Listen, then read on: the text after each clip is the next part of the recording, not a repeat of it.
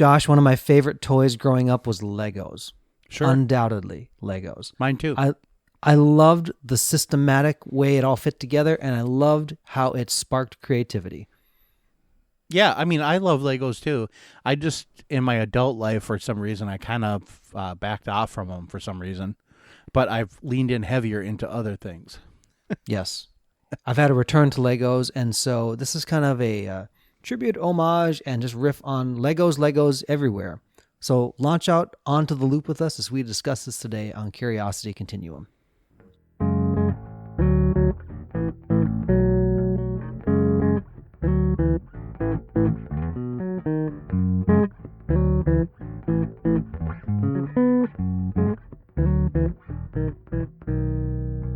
Hey everybody, this is Josh. And this is Brian. Welcome to Curiosity Continuum. We're a podcast and movement started by two lifelong friends whose mission is to guide you through a life learning process by changing the world and helping you level up your contextual awareness and sharpen your collaboration and problem solving skills.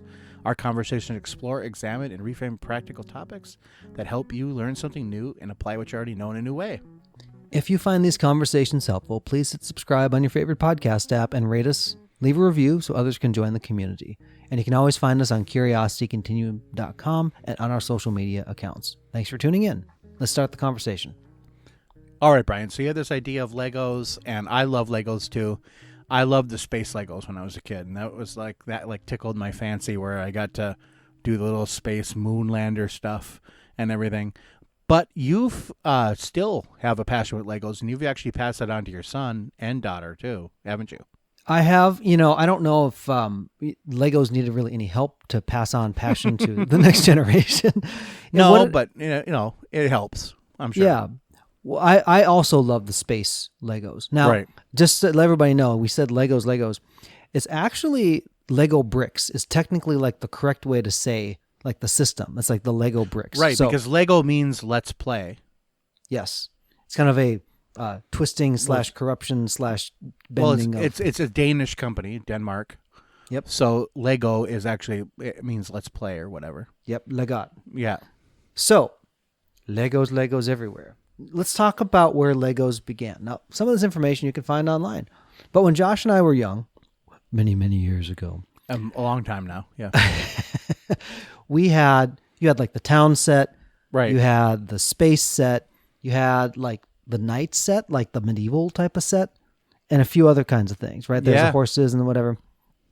And it wasn't like the cult of minifigures that it is today. It was like just basic sets. Like here's a spaceship. Here's a, like the fire station or something like that, right? It was more just like, here's everyday life built in bricks. Yes. And so you would get a set. And I remember this. So like some sets you'd buy, it's like, hey, here's the thing you could build. Sometimes they offered pictures of variant builds that they didn't give you instructions for. Pretty much a lot of times they would show you on the back or even in the instruction manual. I think almost every time there was like 2 or 3 other things. They'd be like, here's something else you can do with this set, but they would never show you how to do it. That's actually where I kind of took that as a challenge. One day I was like, you know what? I'm going to try to build that thing. And I looked at it and I figured it out. And you know what? I really enjoyed it.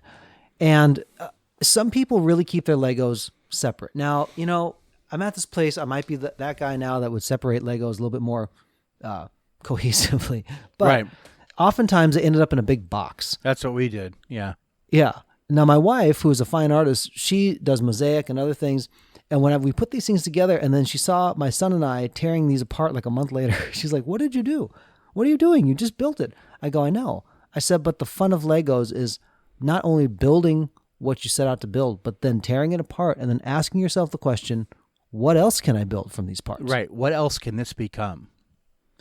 That was where I found a lot of creative expression in a very, it's an awesome system. Like Legos is one of my favorite systems on the planet, probably. It all works together, right? There's really not like a wrong thing.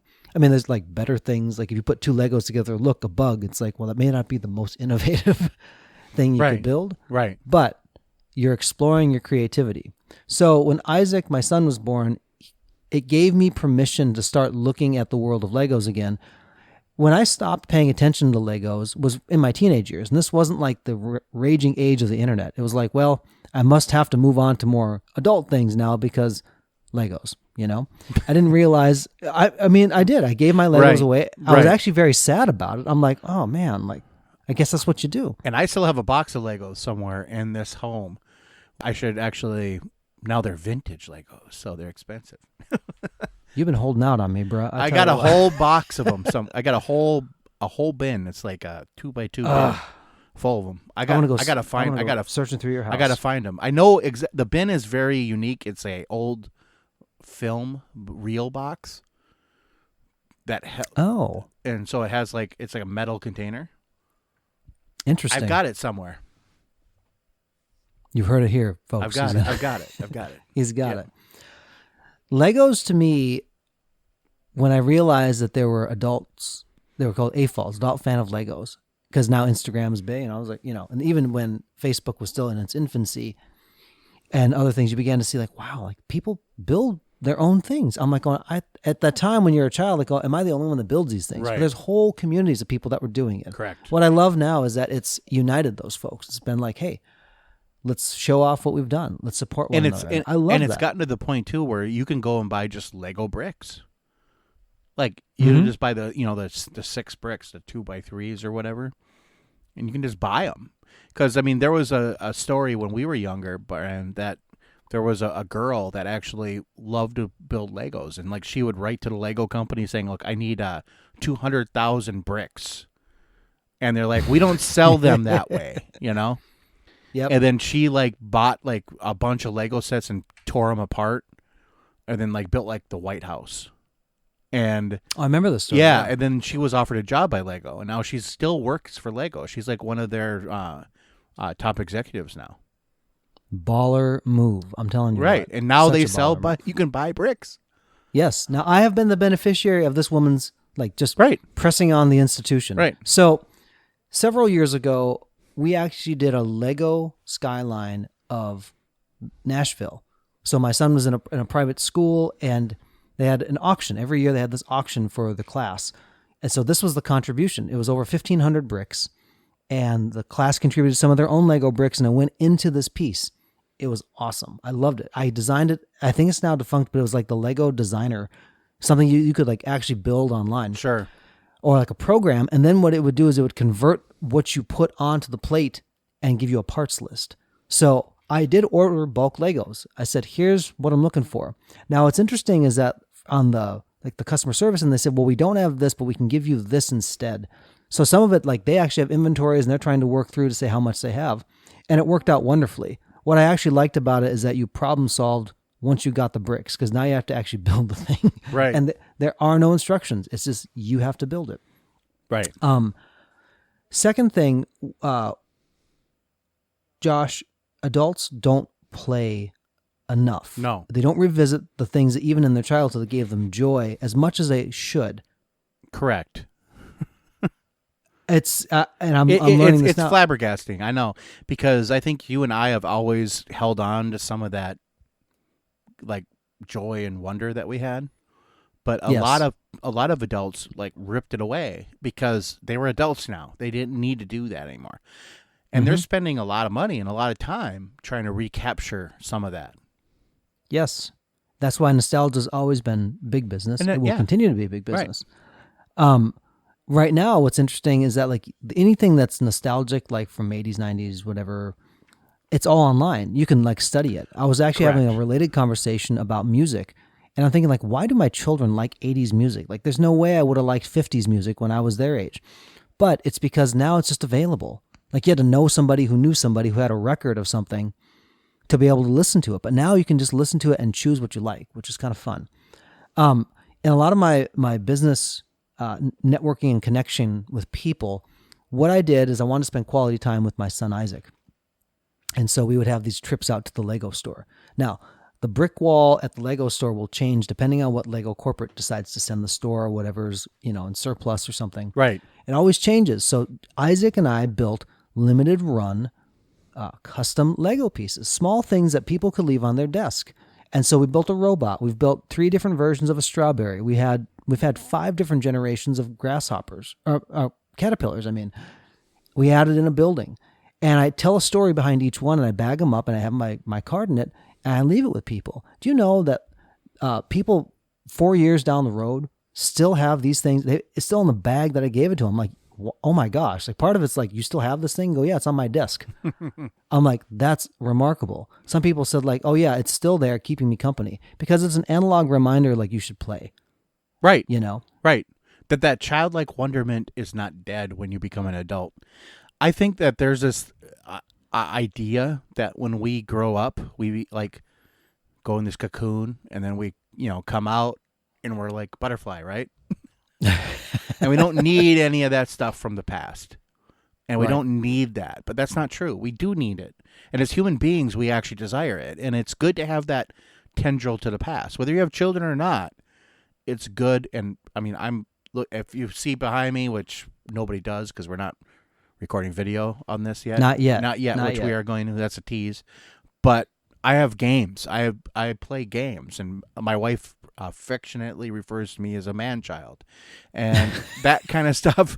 But I'm also a serious man-child. I mean, I know when to be serious, but I also know that, sometimes you just don't need to be serious. And I think this whole idea is, and I've always told this, my one piece of advice to people is, when they're young, they're always like, I want to be older. I want to be older. I want to be grown up. I'm like, look, you have your entire life to worry about paying the bills, doing your job, all that stuff. Why don't you just take a break while you have it and enjoy being a child or enjoy being younger? Because it never comes back around, and you're gonna try to catch that your entire life after.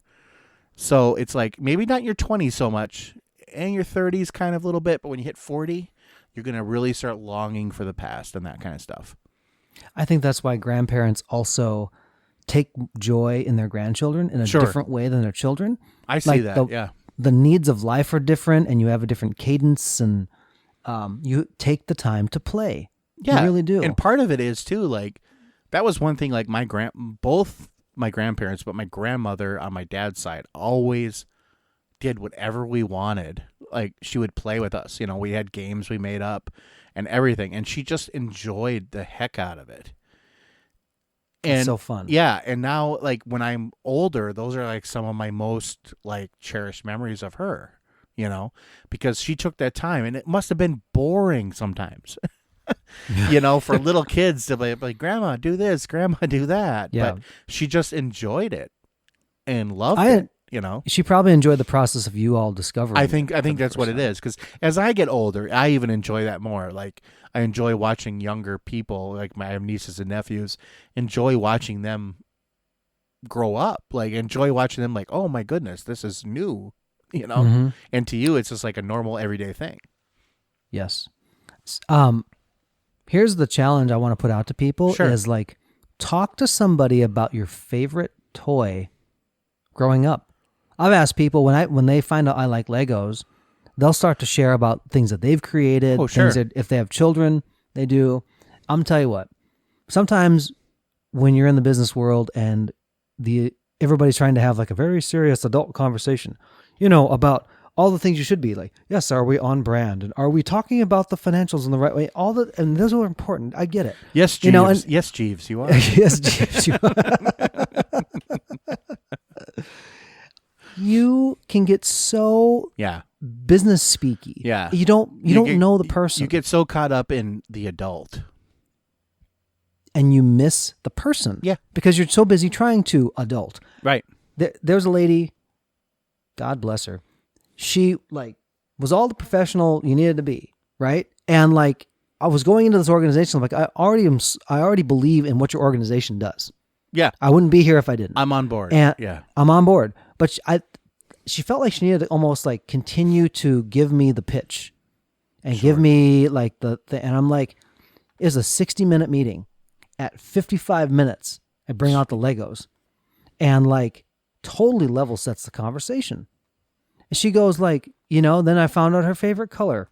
And she goes why would you ask me that? And it just completely turned the conversation.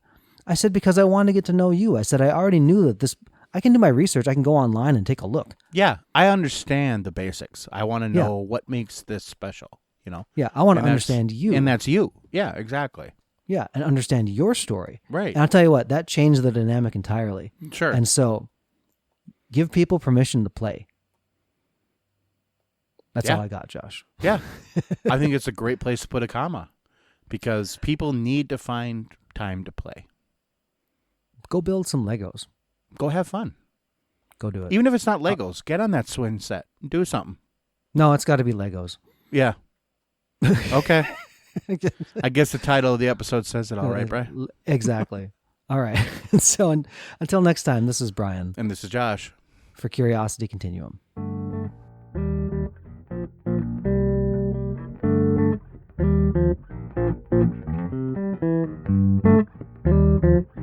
Thank you.